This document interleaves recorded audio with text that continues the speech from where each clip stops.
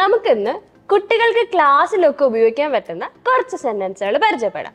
ക്ലാസ്സിലൊക്കെ ഉപയോഗിക്കാൻ പറ്റുന്നതെന്ന് പറയുമ്പോൾ നമ്മൾ ടീച്ചേഴ്സിനോടൊക്കെ ഇംഗ്ലീഷിൽ സംസാരിക്കുമ്പോൾ, അല്ലെങ്കിൽ ടീച്ചേഴ്സ് തന്നെ വേണമെന്നില്ല, ഇപ്പോൾ കൂടെ പഠിക്കുന്ന കുട്ടികളാണെങ്കിൽ നമ്മൾ ഇംഗ്ലീഷിലൊക്കെ ഷൈൻ ചെയ്യാൻ വേണ്ടി പറയല്ലേ. അപ്പം അങ്ങനെ പറയുന്ന സമയത്ത് നമുക്ക് ഇംഗ്ലീഷിൽ കുറച്ച് ക്വസ്റ്റ്യൻസ് ചോദിക്കാം.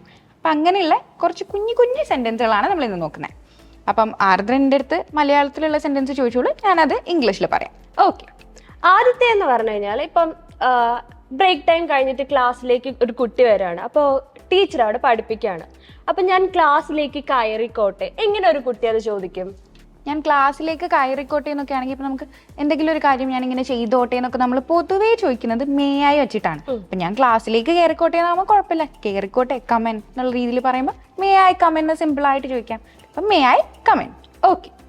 അടുത്തത് മേ ആയി കമൻ എന്ന് പറയുമ്പോൾ നമ്മൾ ഈ സ്കൂളിൽ നിന്നൊക്കെ ഇങ്ങനെ പഠിച്ചിട്ട് മേ ആയി കമൻ മാം എന്നൊക്കെ ചോദിക്കില്ലേ. ഓക്കെ. അടുത്തത് ഞാൻ ഇവിടെ ഇരുന്നോട്ടെ.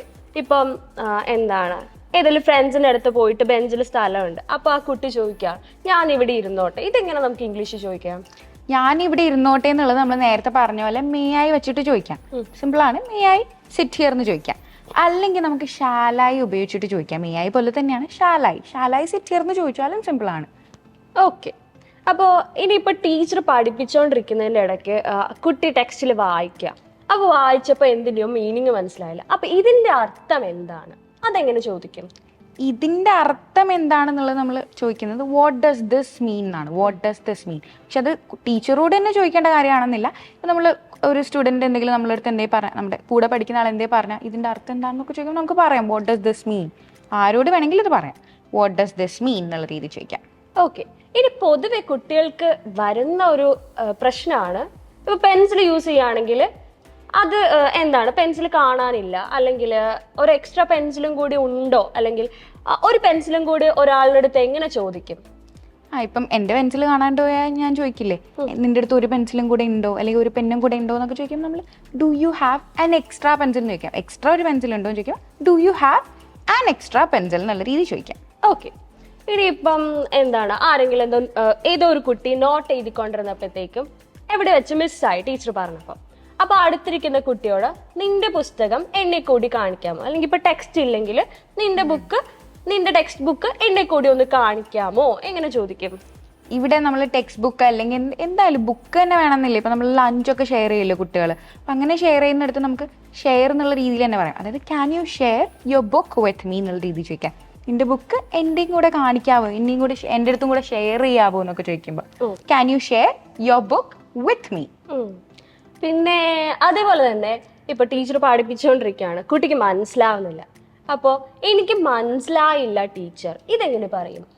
എനിക്ക് മനസ്സിലായില്ല എന്നുള്ളത് നമുക്ക് എപ്പോഴും അറിയാലോ. മനസ്സിലായില്ല എന്ന് എങ്ങനെ പറയാം? Understand. I did not understand എന്ന് പറയാം.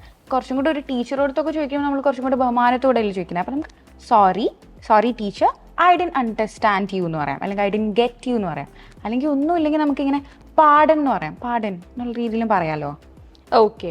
ഇനിയിപ്പോൾ ടീച്ചർ അത് ഒന്നും കൂടി പറഞ്ഞു കൊടുത്തു, എന്താണ് മനസ്സിലായില്ല എന്ന് പറഞ്ഞപ്പോൾ ടീച്ചർ ഒന്നും കൂടി പറഞ്ഞു. പക്ഷെ എന്നിട്ടും കുട്ടിക്ക് മനസ്സിലായില്ല. അപ്പൊ ആ കുട്ടി എനിക്കിതൊന്നും കൂടി പറഞ്ഞു തരാമോ ടീച്ചർ എന്ന് എങ്ങനെ ചോദിക്കും? ഈ പറഞ്ഞു തരാമോ എന്ന് നമ്മൾ പറയുന്നത് എക്സ്പ്ലെയിൻ എന്നാണ്. എന്തെങ്കിലും ഒരു കാര്യം നമ്മൾ വലിച്ചു നീട്ടി ഒരാൾക്ക് പറഞ്ഞ് മനസ്സിലാക്കി കൊടുക്കുന്നതിനല്ലേ നമ്മൾ എക്സ്പ്ലെയിൻ എന്ന് പറയുന്നത്. അപ്പം നമുക്കിങ്ങനെ പറയാം, ഒരിക്കലും കൂടെ എക്സ്പ്ലെയിൻ ചെയ്യുമെന്ന് ചോദിക്കുമ്പോൾ വൺസ് മോർ എന്നുള്ള രീതി പറയാം. അപ്പം സെന്റൻസ് വരുമ്പോൾ can you please explain it once more എന്ന് പറയാം. Can you please explain it once more. Okay. അല്ലെങ്കിൽ can you please repeat it എന്ന് ചോദിക്കാം. അത് സിമ്പിൾ അല്ലേ? Can you please repeat it. Okay. ഇനിയിപ്പം ഞാൻ ഹോംവർക്ക് ചെയ്തിട്ടുണ്ട്. പൊതുവേ മാത്സ് ക്ലാസ്സിലൊക്കെ ആണെങ്കിൽ എല്ലാ ദിവസവും ഹോംവർക്ക് കാണുമല്ലോ ചെയ്യാൻ. അപ്പൊ ടീച്ചർ ക്ലാസ്സിൽ വന്നിട്ട് ചോദിക്കുക നിങ്ങൾ എല്ലാവരും ഹോംവർക്ക് ചെയ്തിട്ടുണ്ടോ എന്ന് ചോദിക്കുമ്പോൾ ഞാൻ ഹോംവർക്ക് ചെയ്തിട്ടുണ്ട് എന്ന് എങ്ങനെ പറയും? ഞാൻ ഹോംവർക്ക് ചെയ്തിട്ട്, അങ്ങനത്തെ കുട്ടികളുണ്ടാവില്ല, ഞാൻ ഹോംവർക്ക് ചെയ്തിട്ടുണ്ട് എന്ന് എടുത്തു പറയുന്ന കുട്ടികൾ. അപ്പം അങ്ങനെയുള്ളവർക്ക് ഇങ്ങനെ പറയാം, I have done my homework എന്ന് പറയാം. I have done my homework. ഇനി ക്ലാസ്സിൽ ഒരു മറുവിഭാഗം കുട്ടികളുണ്ട് എന്നെ പോലെ, എന്താണ് ഹോംവർക്ക് ചെയ്യാതെ ക്ലാസ്സിൽ വരും. അപ്പൊ ഞാൻ ഹോംവർക്ക് ചെയ്തിട്ടില്ലെന്ന് എങ്ങനെ പറയും? ഐ ഹാവൻ ഡൺ എന്ന് പറയാം. ഹാവ് ഡൺ എന്ന് പറയുമ്പോൾ ഞാൻ ചെയ്തിട്ടുണ്ട്. ഇനി ചെയ്തിട്ടില്ല എന്നാണെങ്കിൽ അതിന്റെ negative sentence haven't done my homework എന്ന് പറയാം. ഓക്കെ.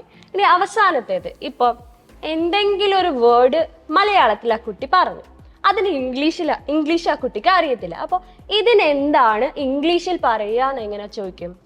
ഇതിനെന്താണ് ഇംഗ്ലീഷ് പറയാം, നമ്മൾ എന്തെങ്കിലും നമ്മളിപ്പോൾ ഒരു വേർഡ് കാണിച്ചിട്ട് അല്ലെങ്കിൽ ഒരു ബോട്ടിൽ കാണിച്ചിട്ട് ഇതിനെന്താ ഇംഗ്ലീഷിൽ പറയാം, എന്ത് സാധനമാണെങ്കിലും ഇതിനെന്താ ഇംഗ്ലീഷിൽ പറയാൻ ചോദിക്കും, നമുക്കിങ്ങനെ what is the English for this എന്ന് പറയാം. What is the English for this. ഇത്രയേ ഉള്ളൂ, സിമ്പിളാണ്.